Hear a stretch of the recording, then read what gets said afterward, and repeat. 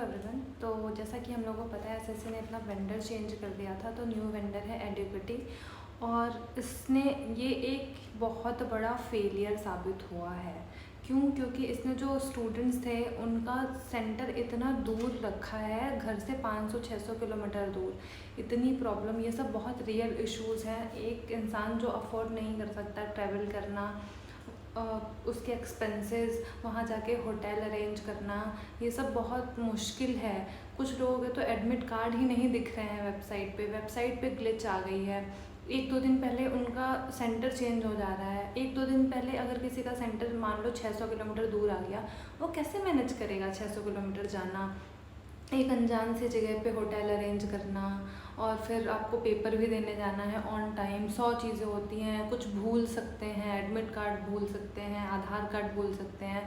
मेरे मेंस के टाइम पे यही हुआ था कि मैं यहाँ दिल्ली रहती हूँ, मैंने अपना सेंटर घर पे डाला था, मैं अपने सारे डॉक्यूमेंट यहीं भूल गई थी। मैं सिर्फ मेंस का एडमिट कार्ड लेके घर गई थी, तो मैंने अपने सारे डॉक्यूमेंट मंगवाए अपने दोस्तों से करके, उन्होंने भेजा कैसे भी, कोरियर किया। तो ये बहुत सारी इश्यूज़ होती हैं। एग्ज़ाम सेंटर मैनेजमेंट बहुत बुरा है। वहाँ पे सेंटर पे बच्चों को वेट कराया जा रहा है, आधे आधे घंटे डिले हो जा रहे हैं एग्ज़ाम्स। और बच्चे अगर 1 मिनट डिले पहुँच रहे हैं तो उनको भगा दिया जा रहा है कि नहीं नहीं तुम डिले हो, तुम अंदर नहीं जाओगे। और बहुत सारे इश्यूज़ हैं। एग्ज़ाम देते टाइम वहाँ पे एक एक सेकंड इतना कीमती होता है। बीच में इन्विजिलेटर आता है और कहता है यहाँ पे साइन करिए। इतने सारे प्रॉब्लम्स हैं। अगर मेरा मेन कंसर्न ये है कि अगर यही सारे प्रॉब्लम्स आगे भी आएंगे, क्योंकि वेंडर सेम है, तो क्या होगा। अभी फेज़ 13 जैसा भी है, बट सीजीएल से इसका लेवल थोड़ा कम है। इतने बच्चे नहीं एग्ज़ाम के फेज़ 13 के लिए फॉर्म डालते हैं, क्योंकि बहुत लोगों को वो फॉर्म नहीं समझ आता है। सीजीएल में तो और ज़्यादा नंबर ऑफ़ कैंडिडेट है। फिर ये कैसे मैनेज करेंगे एग्ज़ाम कराना, कैसे सेंटर्स इन्होंने कुछ सेंटर ऐसे हैं कि नीचे ढाबा चल रहा है, ऊपर पेपर हो रहा है। कैसे मैनेज करोगे आप ये सारी चीज़ें? इतना बड़ा अगर आप एग्ज़ाम करवा रहे हो तो आपको व्यवस्था भी वैसी ही रखनी चाहिए। तो प्लीज़ सारे बच्चे यूनाइट होने की बहुत ज़्यादा ज़रूरत है, क्योंकि हम चाहते हैं सीजीएल से पहले अगर वेंडर चेंज हो सकता है या कोई मैनेजमेंट है जो पेपर अच्छे तरीके से मैनेज करवा सकती है, चीज़ें सही करवा सकती है। क्योंकि चलो पेपर का लेवल तो फिर भी एक बार इंसान ये सोच सकता है कि हाँ चलो टफ़ आया तो सबके लिए टफ़ आया, बट अगर एग्ज़ाम ही सही से नहीं कंडक्ट हो रहा है तो कैसे होगा। तो फिर एग्ज़ाम का टफनेस लेवल कुछ भी मायने नहीं रखता है।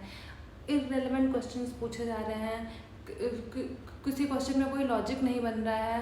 क्वेश्चन पूछे गए हैं तो वो क्वेश्चंस इनकम्प्लीट है, बोल रहा है ये फिगर देख के ये फाइंड आउट करिए, फिगर ही नहीं दिया है। तो कैसे, ये सारे बहुत ही रियल इश्यूज़ हैं जिस पे काम करने की बहुत ज़्यादा ज़रूरत है। क्योंकि अगर यही इश्यूज़ सीजीएल या आगे के पेपर में आते हैं तो पूरे साल की मेहनत ख़राब हो जाएगी। हम लोग यहाँ पे एक एक दिन मेहनत करते हैं और ये सोचते हैं कि इस ईयर कुछ अच्छा करेंगे, जो पुराने मिस्टेक्स हैं उन पे काम करेंगे और इस ईयर हमारा रिज़ल्ट अच्छा आएगा। बट अगर यही सारे इश्यूज़ चलते रहे तो कुछ भी नहीं हो पाएगा। सेंटर पे जो इन्होंने सिस्टम दिया है वो भी ठीक से नहीं चल रहा। माउस में बहुत प्रॉब्लम है। कोई क्लिक कर रहा है वो ठीक से क्लिक नहीं हो रहा है। एक बार अगर माउस स्क्रॉल कर रहे हैं तो फिर 10 सेकंड का टाइम ले रहा है सिस्टम, वो ग्लिच आ जा रहा है, उसमें वो हैंग हो जा रहा है। तो मैंने बहुत सारे वीडियोज़ देखे कि कैसा लोगों का एक्सपीरियंस रहा बेसिकली मैनेजमेंट को लेकर। तो इट इज़ टोटली फ्लॉप। तो ये बहुत ज़रूरी है। तो इसको लेकर ट्विटर कैंपेन चल रही थी आज सुबह से। तो फाइनली ऑपोजिशन राहुल गांधी जी ने इन्होंने एड्रेस कर लिया है। लेट्स से देखो आगे कुछ होता है कि नहीं।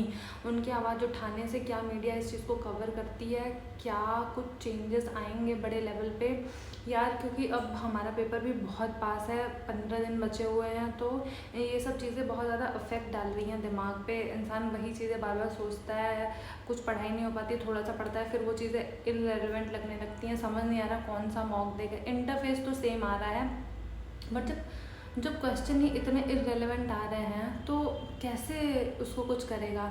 एक्टिव पैसिव नरेशन में इतने लंबे लंबे सेंटेंस आ रहे हैं जिसको आप पूरा सेंटेंस पढ़ोगे तो समझ नहीं पाओगे क्या वर्ब है क्या कैसे। अभी तो मैंने देखा एक बच्चा बता रहा था कि पूछ रहा है एक बड़ा पैराग्राफ देके एक वर्ड को हाईलाइट करके ये बताइए क्या है, ये एडवर्बियल फ्रेज है, ये नाउन है क्या, मतलब इतना अजीब पार्ट्स ऑफ स्पीच तो फिर भी हम लोग एक तरीके से फाइंड आउट कर लेंगे, बट ये सब एकदम ही आप कैसे चेंज कर सकते हो सब कुछ। जहाँ तक कि अगर न्यू टॉपिक इंक्लूड करने की बात थी, हम लोग सोच सकते थे कि हाँ चलो ठीक है, पता चल गया, अब अगले एग्ज़ाम में हम लोग स्टैटिक्स और कोऑर्डिनेट ज्योमेट्री ये सब चीज़ें पढ़ के जाएंगे, but what about the irrelevancy, उसको कैसे डील करेंगे।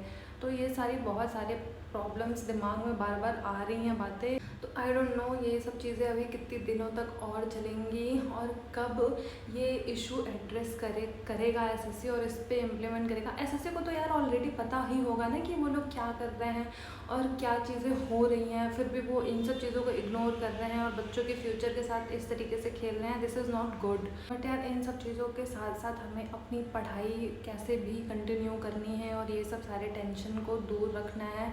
मुझे नहीं पता ये सब कैसे होगा, बट करना पड़ेगा, क्योंकि इन द एंड अगर कल को कोई रिफॉर्म्स हो भी जाते हैं और हम सब ने अपना पूरा टाइम वेस्ट कर लिया है ये सब चीज़ें सोचने में, तो हम वैसे भी अच्छा स्कोर नहीं कर पाएंगे।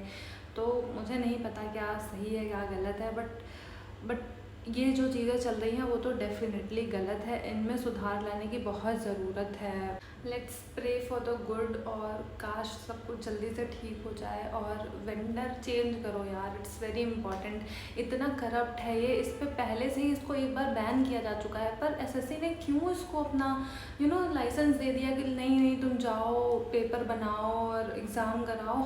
वाई? क्योंकि इसने सबसे लोएस्ट बिड रखी थी। This is not good. क्या गवर्नमेंट इनको प्रॉपर फंडिंग नहीं दे रही है एग्ज़ाम कराने के लिए? क्या इशू है? प्लीज़ इसको एड्रेस करो। और ये चीज़ें, ये नए रिफॉर्म्स होना बहुत इंपॉर्टेंट है। I wish you all the best. अपना जो बेस्ट कर सकते हो वो करो। Be positive. बहुत नेगेटिविटी है बट प्लीज़ बी पॉजिटिव।